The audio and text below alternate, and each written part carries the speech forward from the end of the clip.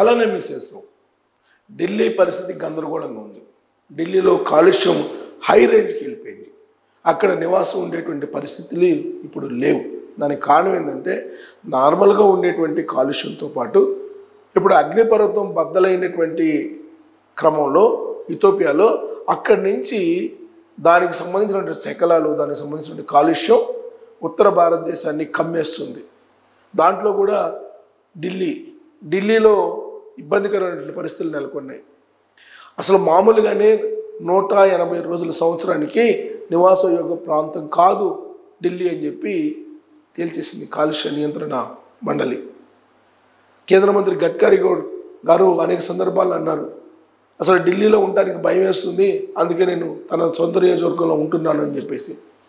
ఇలాంటి పరిస్థితుల్లో ఢిల్లీ రాజధాని అనేది ఉండాలా లేదంటే మార్చాలా అనే దాని మీద కూడా చర్చ జరుగుతుంది. కాలుష్యం అనేది వచ్చిన ప్రతిసారి కూడా రెండో క్యాపిటల్ అంశం కూడా వస్తూ ఉంది.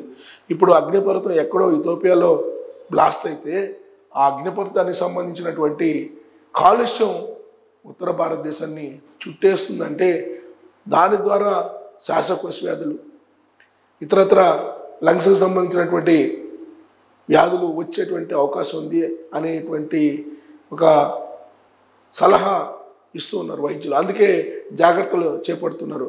ఆంధ్రప్రదేశ్లో ఎయిర్ క్వాలిటీ ఎలా ఉంది అనేది ఈ మధ్యలో చంద్రబాబు నాయుడు గారు కాలుష్య నియంత్రణ మండలి ద్వారా కొలత ఇచ్చారు.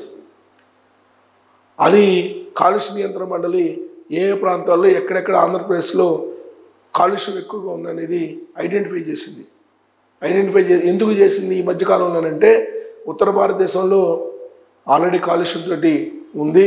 ఈ అగ్నిపర్వతం నుంచి వచ్చినటువంటి శకలాలు ఆ ప్రాంతాన్ని చుట్టుముడుతున్నటువంటి క్రమంలో మన రాష్ట్రాల్లో ఏమైనా ప్రభావం ఉందా అనే దాని మీద ముందస్తుగానే చంద్రబాబు నాయుడు గారు ఇప్పుడు కాలుష్యం ఎంత ఉంది వెదర్లో ఆంధ్రప్రదేశ్ పరిధిలో అనేది ఆయన క్యాలిక్యులేట్ చేస్తున్నారు. అంటే ముందు జాగ్రత్త చర్య.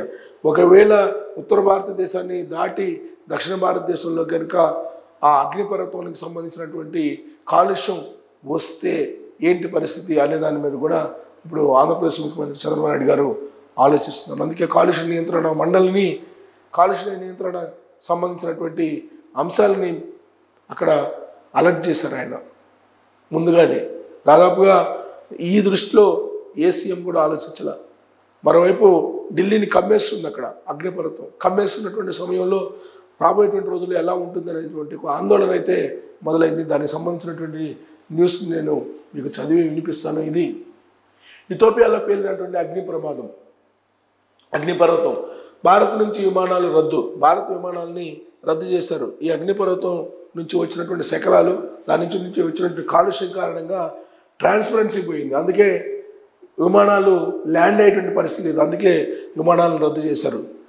సుమారు 15 కిలోమీటర్ల ఎత్తు వరకు బూడిద 15 కిలోమీటర్ల ఉపరితలం నుంచి 15 కిలోమీటర్ల ఎత్తుల ఆ బూడిద ఉంది.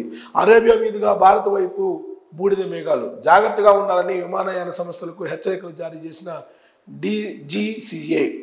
సో ఆఫ్రికా ఖండం ఈశాన్య ప్రాంతంలోని ఇథియోపియాలో సుమారు 12,000 ఏళ్లుగా నిద్రాణంగా ఉన్న హేలీ గుబ్బి అగ్నిపర్వతం ఒక్కసారిగా బదులైంది. దానికి ముందు ఆ ప్రాంతంలో 4.7 తీవ్రతతో భూకంపం సంభవించింది. అగ్నిపర్వత విస్ఫోటనంతో వాతావరణంలో 15 కిలోమీటర్ల ఎత్తులోకి పెద్ద ఎత్తున బూడిద దట్టమైనటువంటి పొగలను ఎగజిమ్మింది. దట్టమైన బూడిద మేఘాలు యమన్, ఒమన్, అరేబియా సముద్రం, పాకిస్తాన్ మీదుగా భారత్ వైపు కదులుతున్నాయి. సోమవారం రాత్రి భారత్లోకి ప్రవేశించాయి, ఆల్రెడీ వచ్చేసాయి. బూడిద మేఘాలు పొగ కమ్ముకోవడంతో భారత్ నుంచి గల్ఫ్, యూరప్ దేశాలకు వెళ్లాల్సిన పలు విమానాలు రద్దయ్యాయి. మరికొన్నింటిని దారి మళ్లించారు. ఉత్తరాది ఈశాన్య రాష్ట్రాల మీదుగా ఈ బూడిద ధూళి మేఘాలు చైనా వరకు విస్తరించవచ్చని అంతర్జాతీయ వాతావరణ విభాగాలు అంచనా వేశాయి. ఈ క్రమంలో బూడిద మేఘాలు కమ్ముకున్న ప్రాంతాల నుంచి ప్రయాణించవద్దంటూ విమానయాన సంస్థలకు DGCA అత్యవసర సూచనలు జారీ చేసింది, ఎమర్జెన్సీగా అలర్ట్ చేసింది. సో ఇక వరుసగా విమానాలు రద్దు చేస్తున్నారు. ఇక్కడ చూడండి, బూడిద మేఘాలు దట్టమైన పొగ కారణంగా పలు విమానాలు రద్దు చేస్తున్నట్లు ఆకాశ్ ఎయిర్, ఇండిగో, KLM తదితర సంస్థలు ప్రకటించాయి. సోమవారం శంషాబాద్ విమానాశ్రయం నుంచి ఖతార్లోని దోహా వెళ్లాల్సినటువంటి 6E1315 ఇండిగో విమానం రద్దయింది. 158 మంది ప్రయాణికులు సిబ్బంది విమానంలోకి ఎక్కి అంతా సిద్ధమయ్యాక దాన్ని రద్దు చేస్తున్నట్లు ప్రకటించింది. అంటే ఎంత ఎమర్జెన్సీ ఉందో అర్థం చేసుకోండి. అందరినీ కిందకి దింపారు. ఇక దోహా నుంచి శంషాబాద్కు రావాల్సిన 6E1316 విమాన సర్వీసును కూడా రద్దు చేస్తున్నట్లు ప్రకటించారు. కేరళలోని కన్నూరు నుంచి అబుదాబికి బయలుదేరినటువంటి 6E1433 ఇండిగో విమానాన్ని మధ్యలోనే అహ్మదాబాద్కు మళ్లించారు. మంగళవారాల్లో జెడ్డా, కువైట్, అబుదాబి వెళ్లే లేదా తిరిగి వచ్చే విమానాలను రద్దు చేస్తున్నట్లు ఆకాశ్ ఎయిర్ ప్రకటించింది. సో కాలుష్యం ఎంత తీవ్రంగా ఉందో మీకు ఇప్పుడు స్పష్టతగా అర్థమైంది. ఒకవైపు ఢిల్లీని కమ్మేసాయి, ఉత్తర భారతదేశంలో ఉన్నటువంటి రాష్ట్రాలన్నింటినీ కూడా కమ్మేస్తుంది. సో అక్కడ ఇథియోపియాలో జరిగినటువంటి హేలి గుబ్బి అనేటువంటి అగ్నిపర్వతం పేలింది. ఈ అగ్నిపర్వతానికి సంబంధించినటువంటి కాలుష్యం భారత్ వైపు దూసుకు వస్తున్నటువంటి క్రమంలో ఆల్రెడీ భారత్లోకి ఎంటర్ అయింది కాలుష్యం. అది ఎటువైపు నుంచి ఎటు వస్తుందో తెలియనటువంటి సిచ్యువేషన్. సో ఇదంతా ఎందుకంటే ఢిల్లీలో ప్రతిసారి కాలుష్యం ఎక్కువవుతూ ఉంటుంది. రెడ్ జోన్ను మించినటువంటి కాలుష్యం అక్కడ ఉంటుంది. అక్కడ నివాసం ఉండేటువంటి పరిస్థితి లేదు. మరి ఇలాంటి సమయంలో భారత ప్రభుత్వం ఒక ఆలోచన చేస్తుంది అనేది తరచూ వినిపించేటువంటి మాట. ఏంటంటే దేశ రెండో రాజధాని దేన్ని చేయాలి? హైదరాబాద్ని చేయాలా, బెంగళూరుని చేయాలా, చెన్నైని చేయాలా, అమరావతిని చేయాలా అనేటువంటి ఒక చర్చ చాలా కాలంగా జరుగుతుంది. ఇప్పటికే తమిళనాడు ప్రభుత్వం చెన్నైని దేశ రెండో రాజధాని చేయండి అని చెప్పి అసెంబ్లీలో తీర్మానం చేసి పంపించారు. అలాగే కర్ణాటక ప్రభుత్వం బెంగళూరుని దేశ రెండో రాజధాని చేయమని చెప్పి వాళ్ళు ఒక రెజల్యూషన్ పంపించారు.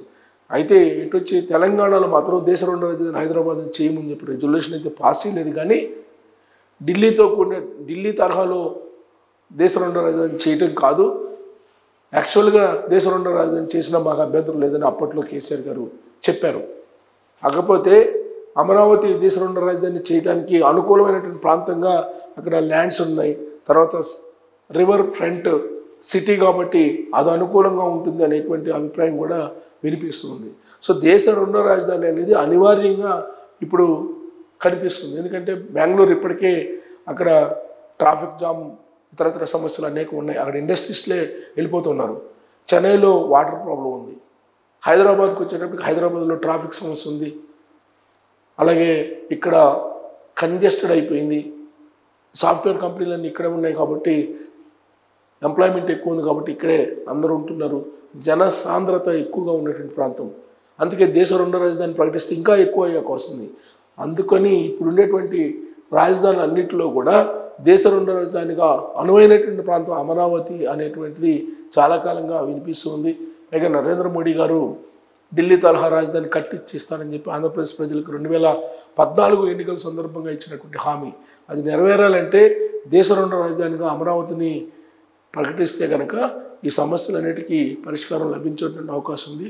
బహుశా అందుకే ఇప్పుడు కాలుష్యం, వాతావరణంలో కాలుష్యం ఎంత ఉంది అనేది ఎప్పటికప్పుడు ఆంధ్రప్రదేశ్ ప్రభుత్వం అంచనా వేస్తుంది, ఐడెంటిఫై చేస్తుందా అనే దాని మీద కూడా ఇప్పుడు చర్చ జరుగుతున్నటువంటి క్రమంలో దేశ రెండో రాజధాని ఏది సేఫ్ అనేది మీరు కామెంట్ రూపంలో తెలియజేయచ్చు. అలాగే ఢిల్లీలో ఉండలేనటువంటి పరిస్థితి, ఇప్పుడు అగ్నిపర్వతం ఇథియోపియాలో బద్దలైనటువంటి క్రమంలో మరి ఢిల్లీ పరిస్థితి ఏంటి అనేది కూడా మీకు తెలియజేయచ్చు. Thank you.